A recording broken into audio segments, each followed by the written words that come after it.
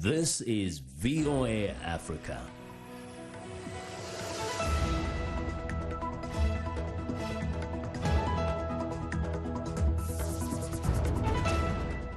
Good evening and welcome. I'm Vincent McCory in for hashtag the UN. It's Wednesday, August 21st. And this is Africa 54. Angolan students learn about the history of the slave trade in the classroom. Migrants exit the open arms rescue ship on the Italian island of Lampedusa after a 19-day standoff. And an innovative vocal app is used to fight illiteracy in Mali.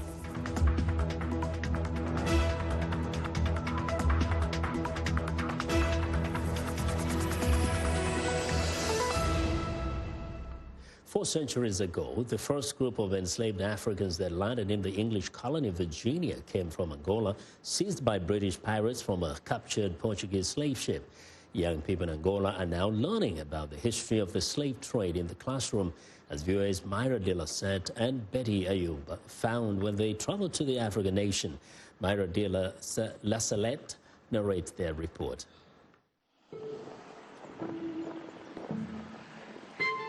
How does a country heal from centuries of slavery and the additional strains of colonization and civil war? It starts with understanding history, says Armindo Jaime Gomes. But Gomes, a historian, says there's not enough scholarly work being done about his country's past, in particular, Angola's link with slavery in the United States. Nós não temos estudos. We don't have the research or publications or institutions dedicated to this subject. We don't have bibliographic references that support what we know, other than what Europeans wrote in their own way and for themselves. Gomes complains that Western accounts often do not include the barbaric practices. For example, he says after Britain abolished slavery in 1833, the trade continued illegally, and Portuguese slavers were ruthless in avoiding being caught. A técnica usada por portugueses. When British inspectors reached Portuguese ships, they wouldn't find any slaves. The Portuguese strategy was to throw all the black people into the sea when they spotted British ships. The Portuguese would then return to shore and pack the ship up again. On top of that, Angola's curriculum at every grade level has only one chapter on the slave trade, even when we get to the university.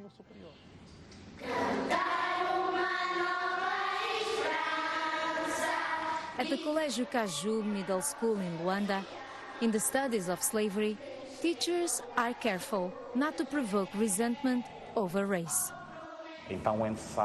We need to make sure our students are well informed about slavery and understand it was in fact a problem. Unfortunately, black slavery is very connected with racism, so we have to be very careful when we're teaching this subject. When I first heard about slavery, that we were colonized by the Portuguese, in a way I felt hatred.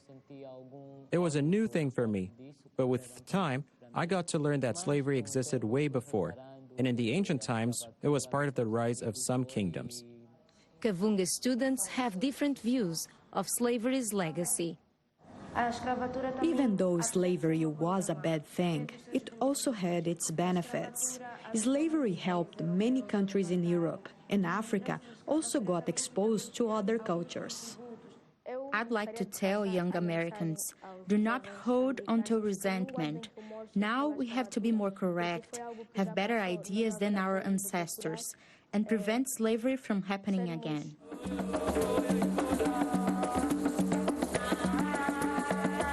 Angola's slave history has seeped into the culture, resonating in murals and music. Capoeira is a martial arts form developed by slaves. They used music to disguise self-defense moves.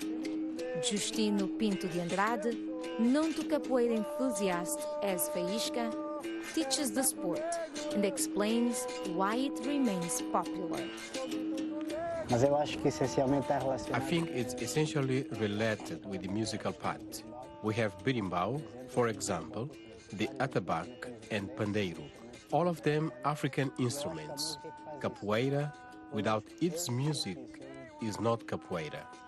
It's the only martial art in the world that performs to music with instruments and chants. Music is like a stamp. It's the African's brand.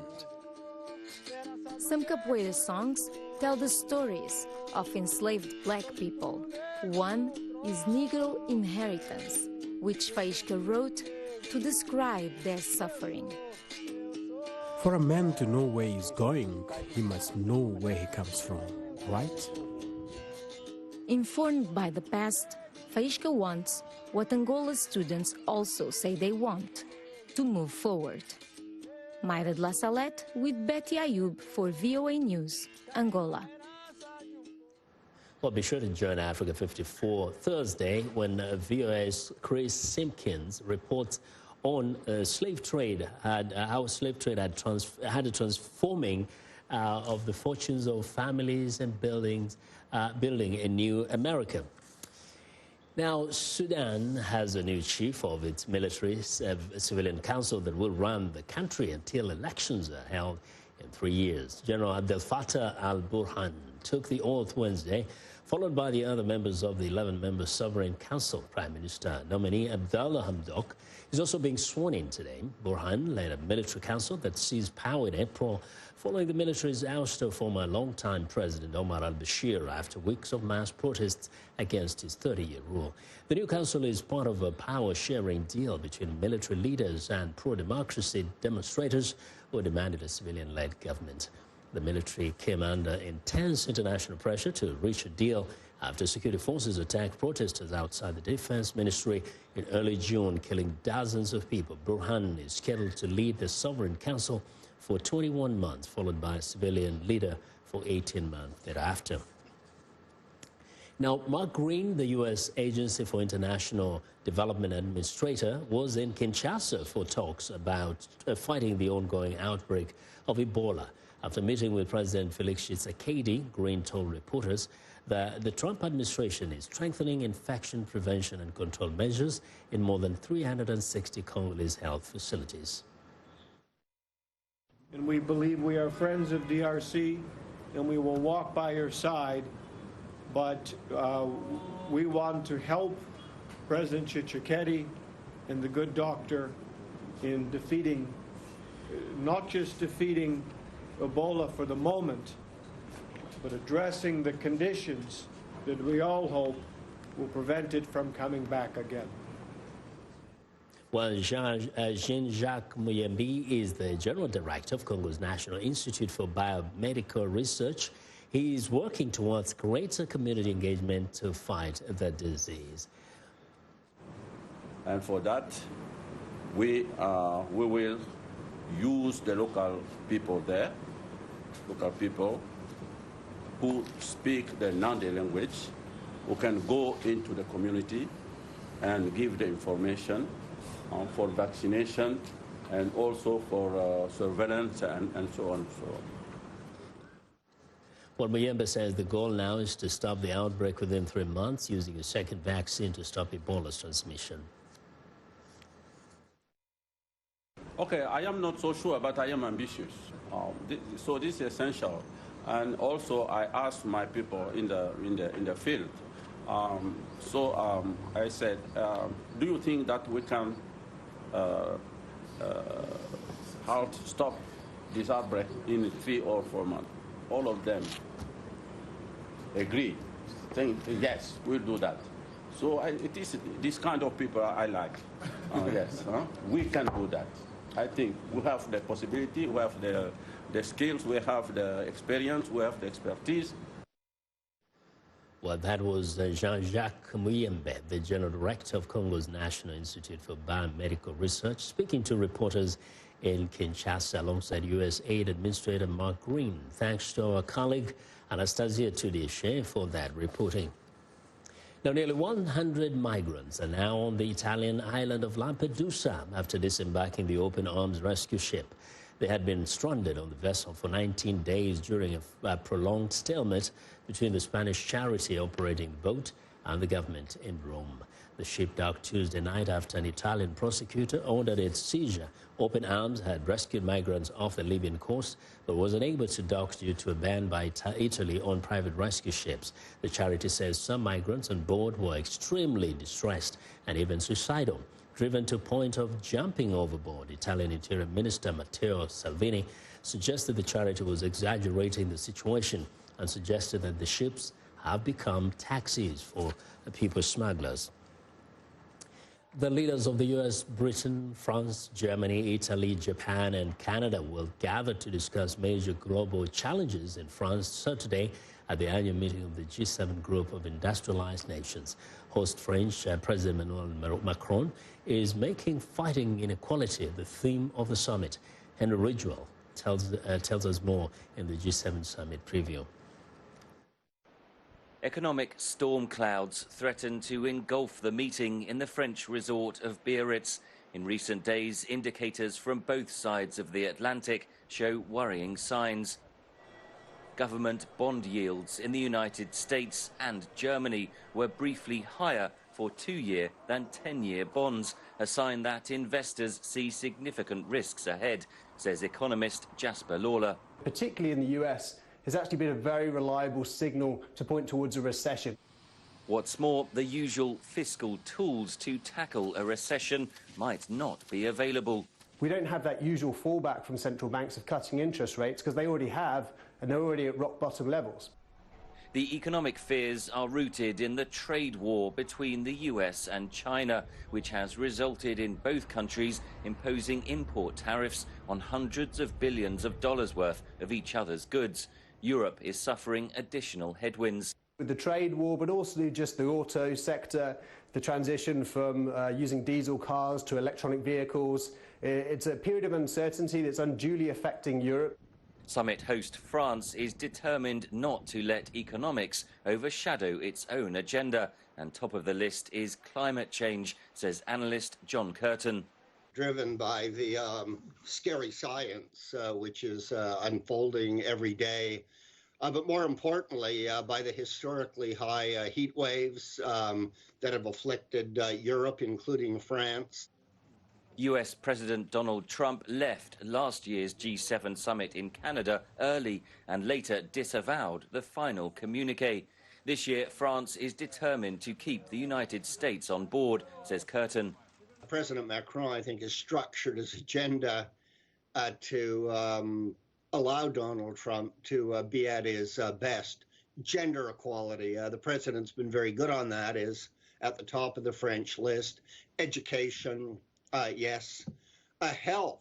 Security concerns will also top the agenda, with North Korea resuming its ballistic missile tests and Iran seizing oil tankers in the Persian Gulf.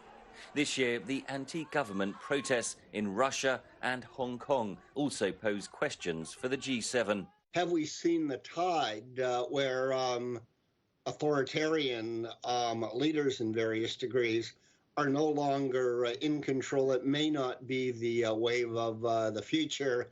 In fact, if that's the case, then how can the G7 activate its distinctive foundational mission to promote democracy? Meanwhile, new British Prime Minister Boris Johnson will meet Trump for the first time.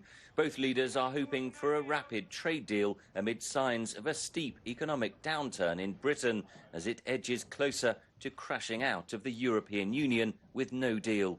Henry Ridgwell for VOA News.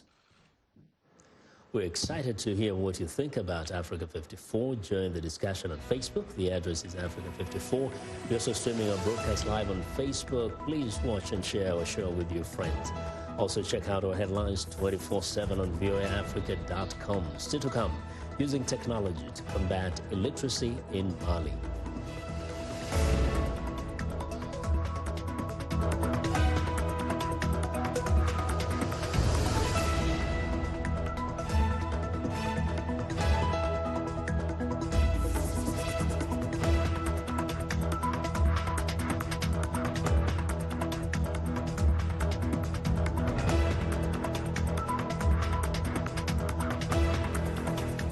Sheikha Sali, host and senior editor of VOA's international call-in talk show, Straight Talk Africa. Today we'll examine the tobacco industry. We pretty much touch on anything that you can think of. Politics, health issues, human rights issues, you name it, we talk about it. The issues that we discuss are pertinent to most people on the African continent.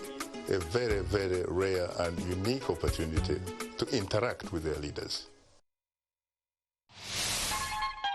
The lyrics could be French, English, Portuguese, Bantu, Arabic. It is the beat, the African beat that counts. The beat does all the translations. It cuts across all languages and gives us the understanding that this is the African beat. It is so distinct and adhesive. It binds us together. African Beat on the Voice of America. For more information, visit our website at www.voanews.com/AfricanBeat.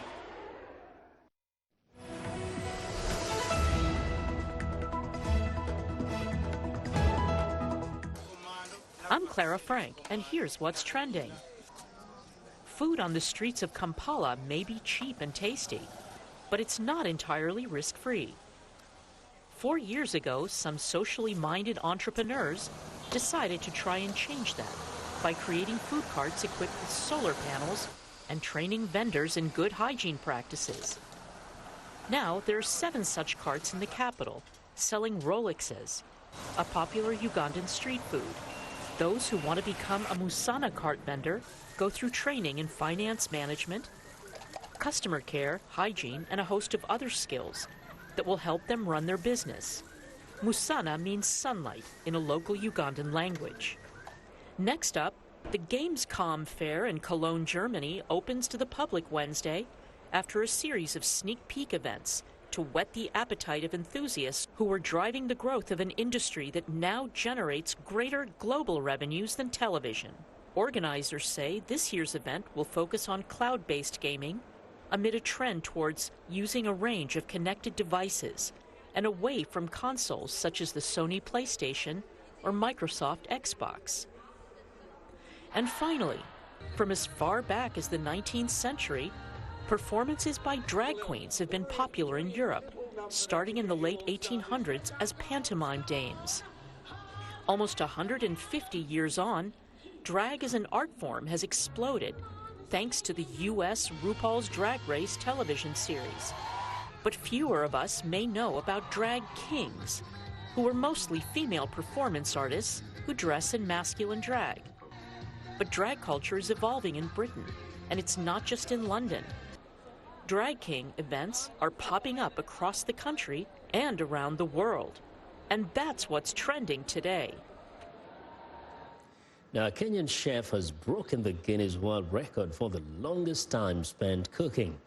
Maliha Mohammed, a Mombasa-based chef, cooked for 75 hours straight to set the new record on August the 18th. Here's VOA's Collins Liberty Adede.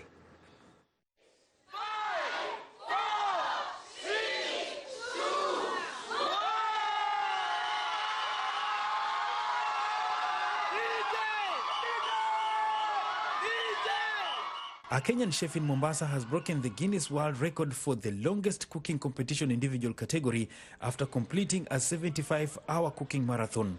Chef Malia Mohammed, as she is popularly referred to, went through the expedition cooking over 400 African recipes. Looking fatigued, she danced to victory together with her crew, who included students from a local university. The 36-year-old mother of 2 becomes the first woman and the first African chef to get to such heights. It's possible to fight for your dream. And I'm feeling so happy being the first female in Africa as a continent to win. The cooking marathon was closely monitored by quality assurance officers and Chef Malia's family and friends. To them, it's a great achievement and honor to the nation. I'm very happy for my mom. So all I can say is she has done her best, and I know that the Guinness World Record will recognize her as someone who has achieved something. It has taken obviously a lot of effort, a lot of courage, and a lot of enthusiasm to be able to complete 75 hours on behalf of Chef Maliha. and we are very proud. Chef Malia has beaten the record set by Ricky Lumpkin of California, USA, who cooked for 68 hours and 30 minutes in December 2018. Others are Vishnu Monohar of India, who cooked for 58 hours, and Benjamin Perry of Canada, who cooked for 48 hours running. This is not the first time Kenya gets to such heights. In 1992, Joseph Love milked 30 cows in 24 hours. The self-taught chef had 2 trials before the big day, where she cooked for 48 hours and 54 hours respectively. Chef Malia will have to wait for the agency to confirm the title after reviewing the footage. If you have a talent in anything, let alone be cooking, you just have to be persistent in yourself. You need to be relentless of your own dream, because nobody can fight for your dream but yourself. Collins Liberty Adede, VOA, Mombasa.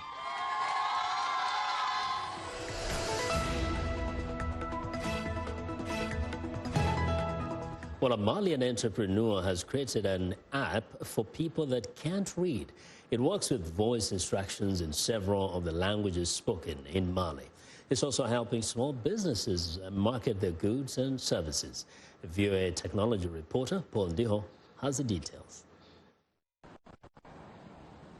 Ida Timbeli sells fruits and vegetables on the streets in Bamako, Mali's capital. Timbeli is among a group of growing number of entrepreneurs who are illiterate but have found a noble way to do business through social media. It's called the Linali Vocal app.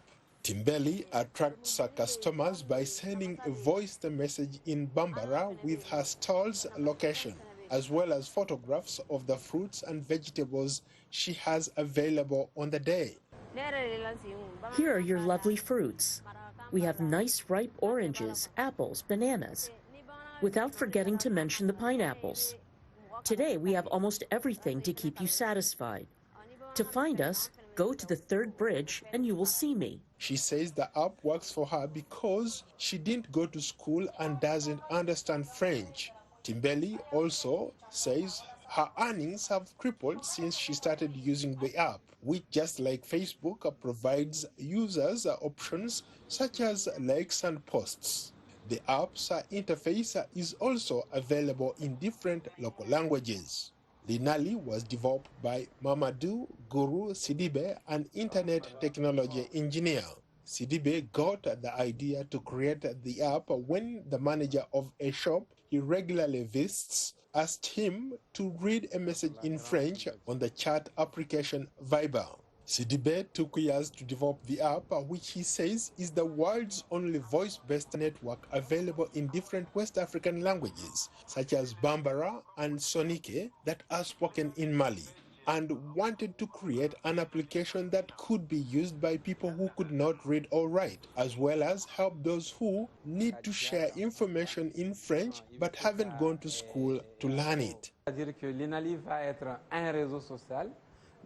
I needed to allow people like him to understand what they were doing when they try to install it. A lot of people get applications installed for them because they can't do it themselves.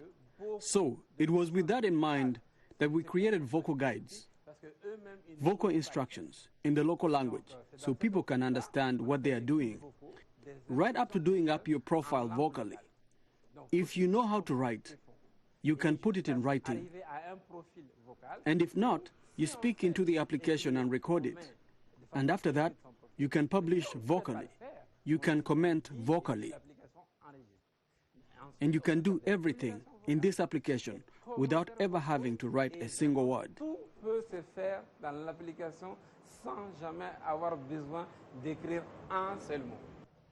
Motorbike sales at Bubuka Sidiki Goita's shop in Bamako are up this year, and thanks to this app. He says he started using a vocal social media application to promote his goods and share information with customers who can't read. Since I have been using Linali, my turnover has gone up 5%. And now I can sell 20 motorbikes a day, whereas before it was hard work selling just 5 a day.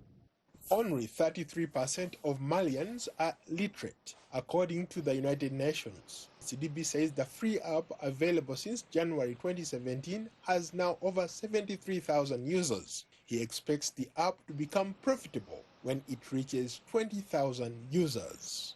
Paul Ndiho, VOA News. Well, to get medical supplies or food, people in some places around the world are showing not a government ID, but the iris in their eyes or their thumbprint. Now, Dina Michel talked to a Silicon Valley company that is providing the new identity tech tools. Senegal is working to change its healthcare system with the goal of every citizen receiving medical care for just $6 a year.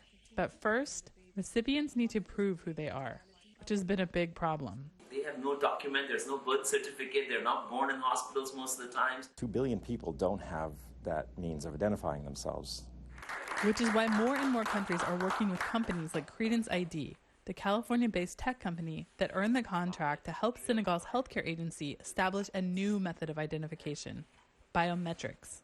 Using a person's unique physical traits like a thumbprint or iris to confirm identity may seem like the stuff of science fiction, but it's becoming more and more common. The most exploited people in the world are those that are unable to identify themselves.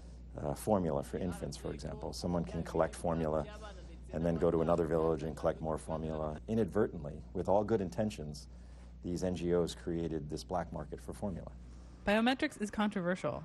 Some people have ethical concerns that it can be used by governments to monitor everyday behavior. Yet despite those concerns, thumbprint and iris scanning has taken off globally. There's 3 basic biometrics in the world: fingerprint, face, and iris scanning. Scanning of the iris, the colored part of the eye, works because the iris hardly changes through a lifetime. What looks like a black and white image is created of your eye, and then that image is analyzed and converted into a binary file. Credence ID is in over 30 countries. In Indonesia, their biometric detectors are used to establish lines of credit. In Argentina, the firm's product was recently used to identify the injured after a bus crash. In Nigeria, it is being used to verify students' identification before exams. So while the ethics of using biometrics continue to be debated, in much of the world, it is already being used to solve problems. Dina Mitchell for VOA News, San Francisco. Well, that's our show for today. Just remember, you can join the discussion on Facebook. The address is A54.